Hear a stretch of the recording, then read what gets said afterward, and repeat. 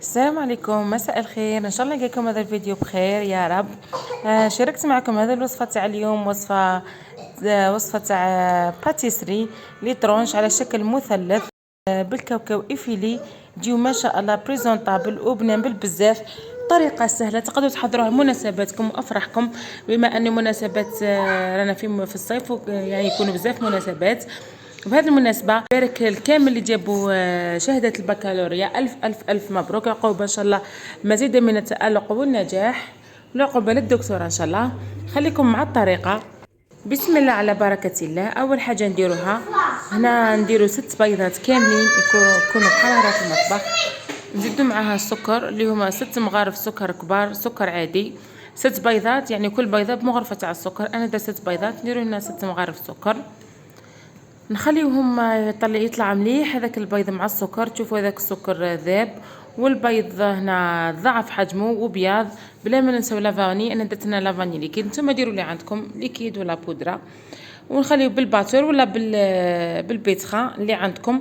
لازم نطلعوه مليح هذاك البيض حتى يبيض الخليط ويولي القوام تاعها كريمي، يعني كيما لاموس. شوفوا هنا بعد ما طلع مليح البيض،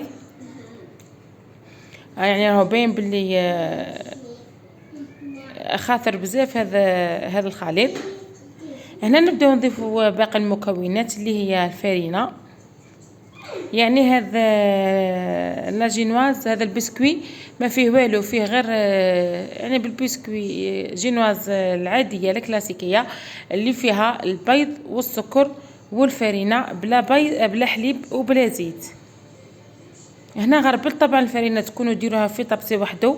انا درت هنا 7 مغارف تاع فرينه معمرين، عفوا درت 8 مغارف تاع فرينه معمرين وغربلتهم. وهنا ضفتهم على دفعتين، ديروا الدفعه الاولى وتخلطوا بسباتي من الفوق لتحت، ومن بعد ديروا الدفعه الثانيه وتخلطوا مليح كما راكم تشوفوا، غير بالعقل بما ما يهبط لكمش الخليط من الفوق لتحت، من الفوق لتحت، حتى تشوفوا الفرينه كامل ذابت. وتعودوا ديروا هكذا تقلبوا تلقاو الفرينه ما كانش ثم تعرفوا بليها واجده. لا قاعده شويه فرينه لازم ذوبوها كامل، سينو ما تصلح لكمش البسكوي.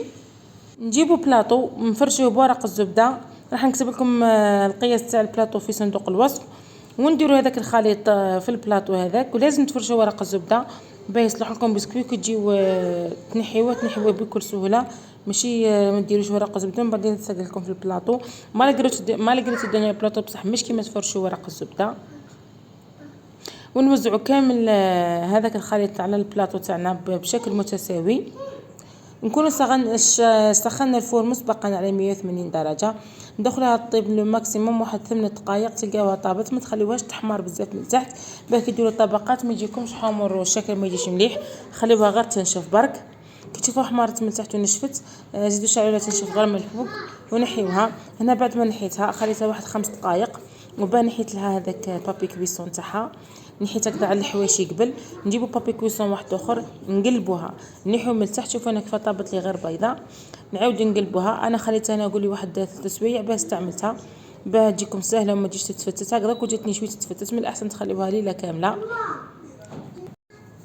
هنا قسمتها على 4 بشكل متساوي باه ندير 2 طبقات على 2 طبقات 2 طبقات كما راكم تشوفوا. وقسمتها مثلث، تراسيت قبل المثلث وباه قسمت باه يجيو نحاول نديرهم متساويين كما راكم تشوفوا. ونقسموا من الاحسن نقسموا بموس يكون مشرشف باه يجيكم ساهل وما يتفتتش معكم لاجينواز.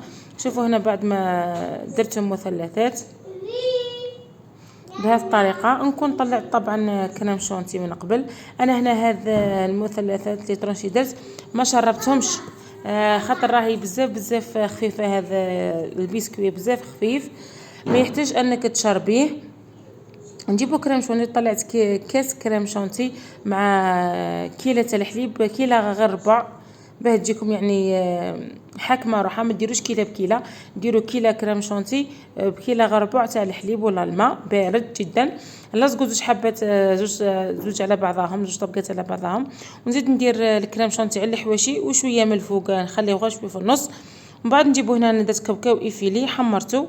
من بعد نعقبوها كامل، نعقبوا الحبه كامل في الكاوكاو. كريم شونتي لازم تكون بارده جدا باه ما تعاكلش الخدمه مع السخانه هذه. انا درت معكم زوج حبات باه تفهموا يعني الشرح كيفاه، وتكملوا باقي الحبات بنفس الطريقه. هنا بعد ما نكملوهم كامل نديروهم في الكونجيلاتور واحد 10 دقائق برك، قدر ما يبردوا مليح.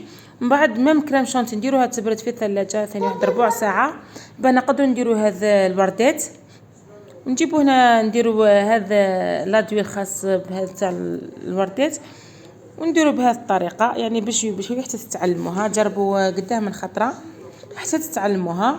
كما تقدروا تبدلوا الديكور، ديروا دو غوزاس برك بلا بوشادوي تجيكم ثاني مليحه.